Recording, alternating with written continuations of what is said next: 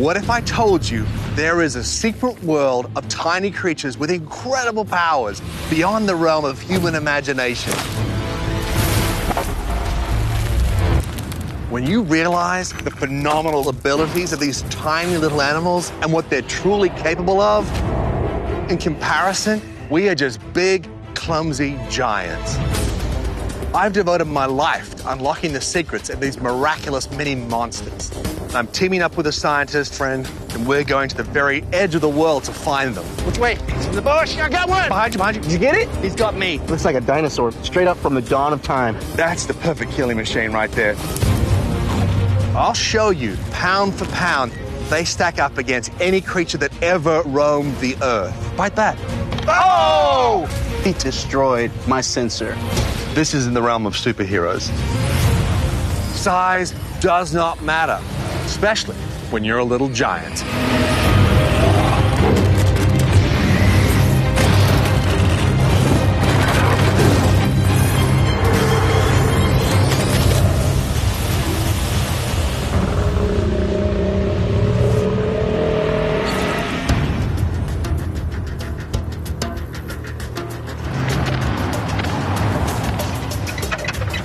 So let me get this straight. Bring me all the way out to Africa. We're looking for a rodent. But this is the most glorious rodent you've ever seen. It is both incredibly adorable and utterly demonic. And it is the baddest set of whiskers ever to live under the earth. Any animal that comes into its burrow, it will kill. Now we're talking. Today we're scouring the wilds of South Africa in Mpumalanga, and we're looking for the Cape mole rat. In this part of the world, there are many extraordinary animals above the ground, but underground there is only one Lord Supreme. This ferocious herbivore is basically a drill bit in a fur coat and a bad attitude. And its formidable reputation is based on the first thing that you see when you behold this creature, a giant, razor-sharp set of teeth that are come outside of its face.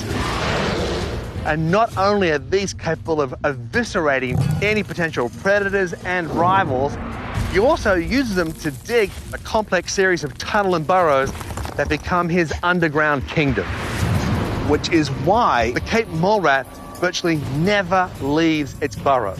There's no doubt about it. The Cape mole rat really is the king of the underground.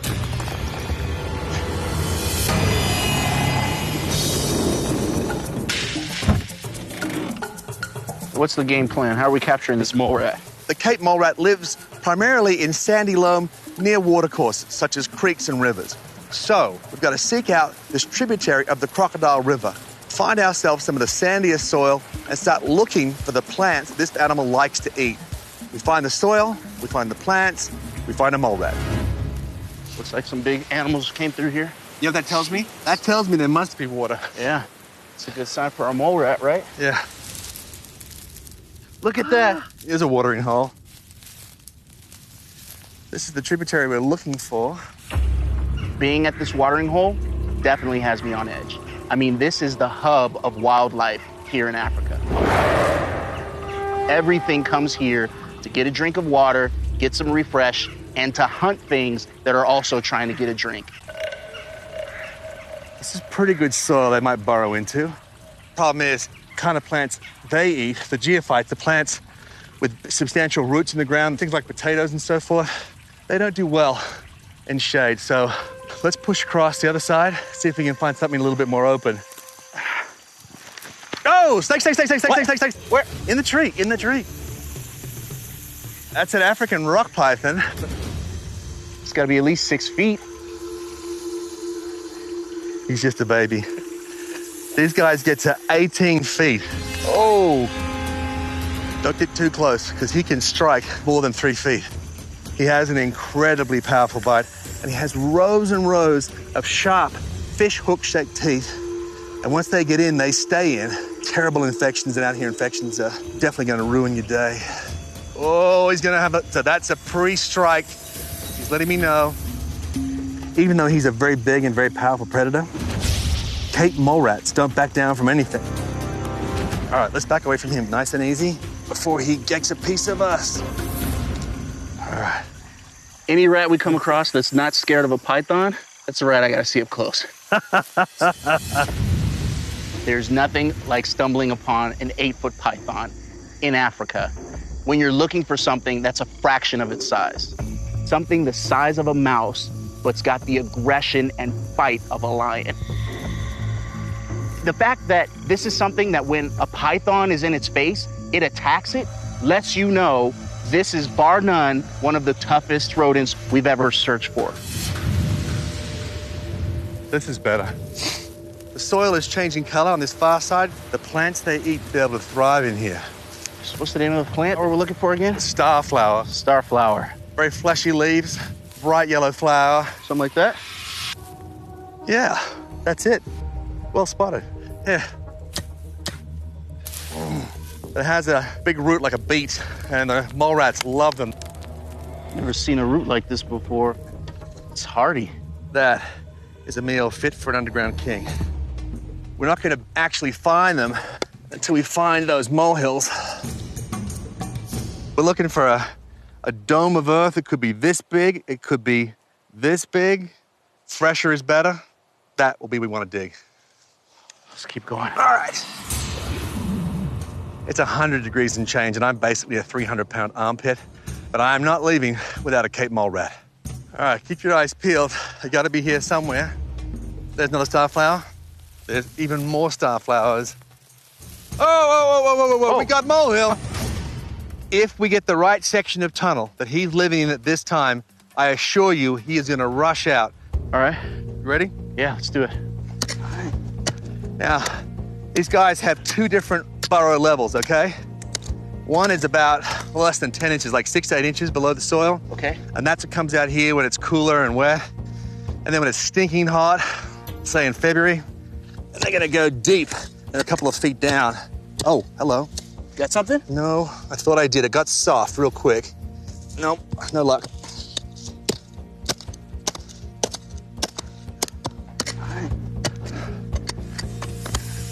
Oh. What you got? Got a hole. Check that out. That's a small one, but yeah, I'll take it. See who's home. You're a brave man. What do you got? You feel anything? Yeah, unfortunately, I feel the back of the burrow. Oh. All right. Oh, man, smell that. Oh, what is that? Urine? I found his latrine. Lucky you. So this is a dead end. The main chamber, the larger chamber, is heading that way. All right. Let's dig.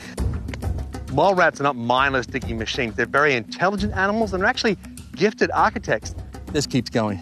Keep in mind, it has a terrible reputation for being antisocial, hyper-aggressive, and they don't mix with other mole rats. But even then, their homes have tunnels over 30 feet long to house one mole rat, separate dry bedrooms, an area to store food, and even a private latrine.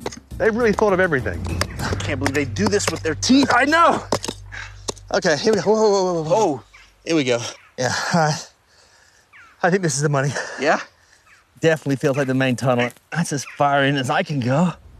Oh, yeah. Oh, dude. You all right? Get the box, get the box. I got the box. Oh, my gosh. Oh, my gosh. Are you all right? Why didn't I wear gloves? Look at those teeth. Wow, that really hurt. He just got me good. Just went chomp right in. I tried to give my other hand, bang, same treatment. And this one in particular went real deep. Look, it went right through to the bone on this side. I've had dog bites that hurt less than this. I got bitten on the nipple by a jackfish. It hurt less than this. I can't wait for you to tell me how powerful that bite is. Let's get him back to the tent. Heck yes. Oh, well. You got any Band-Aids? I think you need more than a Band-Aid for that. At least I have my rabies shots. This Cape mole rat, it's got a face that only a mother could love. This is a terrifying little rodent. When we get back to the lab, I am testing its digging power, and I'm definitely testing its bite force after what just happened.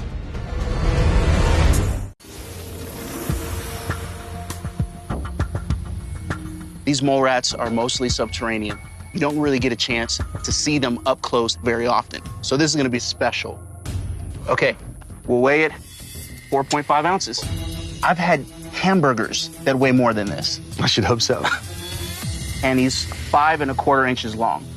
Let's get a good look at him. Oh, he looks like a cute little hamster. Yeah. But he is a buzzsaw in a fur coat. And that fur coat is extraordinary.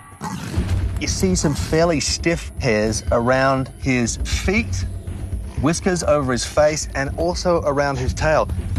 By having these stiff hairs all around his body, he has 360-degree capacity to pick up any vibration in the same way that a seismometer picks up a potential earthquake. Wow. So he's really attuned to anything happening underground. Now look, it has no external ears. So it's not about picking up the range of sounds that we have. So he bangs his feet to send seismic shocks out to communicate to other animals to stay away. Like, what's his strongest sense? Well, his strongest sense, I think, is vibration, but probably also his sense of smell. I'm watching him snuffling through like a little pig looking for truffles. I saw him pick up a little rock and munch on it. So I think his sense of taste actually is incredibly important as well. I think it's a little bit like a great white shark. Bite it first, see what it is, see if you like it, before you make a decision. That combination of senses is what makes him so good at living underground. Is that the most dominant feature of this mighty creature? No. This creature dominates everything below ground, mainly due to those enormous teeth that run right back into the skull and emerging outside of its face as these extraordinary excavating machines, those very sharp rodent incisors. That's how he digs. So mostly he's digging now. During the wet season, the earth is softened from hard concrete to moderate concrete, and he starts plowing through it. And the legs do play a part. Those claws are purposeful. I've seen x-rays show these incredibly heavily built bones and musculature. I mean, he is just pounding it through. It's like watching a pit bull run. All that musculature, it's be like swimming in concrete. And I have a theory that he's using the muscularity of his whole body in that digging action, the biting, the pushing, and then the pushing again. He's flexing out and actually compressing the edge of the tunnel and thereby giving it structural support. I mean, he's more than a digging machine. He's also an engineering machine. Yeah. And he'll wear his teeth bound. Then they'll grow back in time for the next season. He does a lot of digging. And there are related species that live in large groups, and they can have tunnels that extend up to 2 miles long, all of which was built one bite at a time. It's amazing. I want to get a better understanding of his excavation and digging abilities. I want to see how freakishly fast this little guy can build his tunnels. Let's break out the high-speed camera. I like it. Let's give him a little time to get familiar with his new surroundings. This is the same soil he lives in. He doesn't know what to make of it. Here he goes. Oh, wow. Man. He is straight into it. Oh, man. The earth mover is in. And look how much ground he's covering, back and forth, constant motion. Now just watch the amount of earth he's moving. Just non-stop. Forget about being as busy as a beaver. You want to be as manic as a mole rat. Look how quick he is. He's fast. Oh, he's so fast. That's so impressive. I want to see the video. Let's see what we got. Look at that. Look at those teeth. Boom. I can't get over how efficient his digging mechanics are. His digging technique has been evolved to an art form over millions of years. Wow. It's an incredible system. You slow it down, you see the teeth biting into the earth, and then you see the earth being moved under the body with the front feet. Yeah. And then the back feet taking over and pushing it outside of his rump. It's almost like the repetitive action of a world-class swimmer. But in this case, it's not a breath of air, it's a mouthful of dirt. Hum. But his work rate is what I find astonishing, because these creatures are famous for their low metabolism. That's how they don't need that much oxygen and they don't need to eat that much. But you'd think low metabolism creatures like koalas spend the whole day sleeping. Yeah. But this guy, he's been like this all day. How fast was that, man? He's 5 inches long and he's tunneling forward about 1/10 of his body length every second. That's half an inch per second. So impressive. I can't think of any other animal that burrow with that kind of speed. He'd make an amazing tunneling machine. Heck yes, he would. Imagine this guy being as big as a 15-foot tunnel boring machine. If they went on a tunneling race across the length of a football field, the tunneling machine would take about 2.5 days to dig through the 100 yards of earth. But our colossal mole rat would go end to end in just 3.5 minutes. That's a runaway touchdown for our little giant. There's likely no digging tool in the natural or mechanical world more efficient than our toothy rodent. That's remarkable. It's just a finely honed digging machine, literally biting his way through the planet.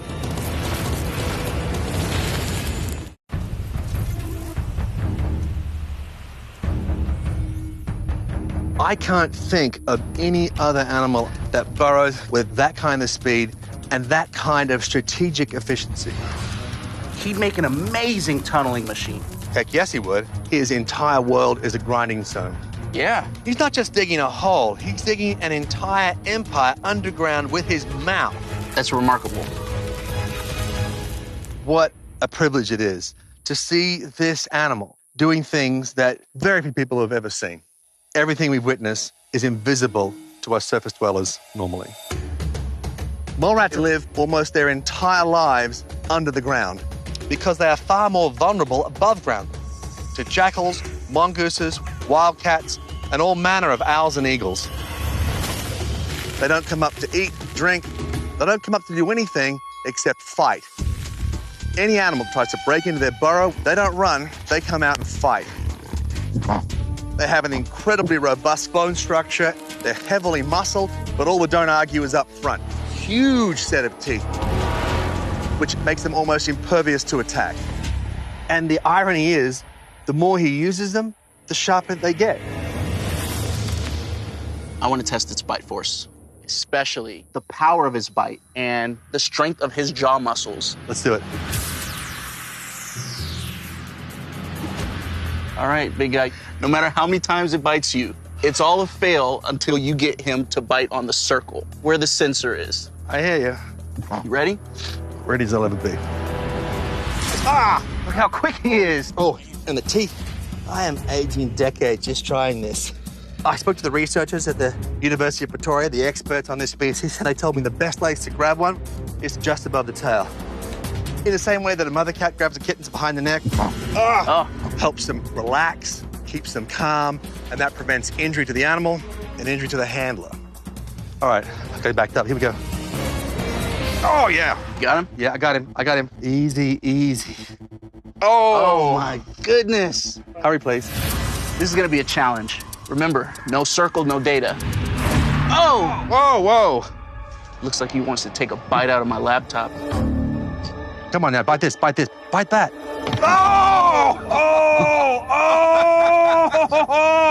Did he get you? Oh, yeah. Wow. Are you all right? I'm fine. Thanks for asking.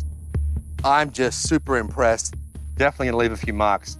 But fortunately, he didn't get through the gloves.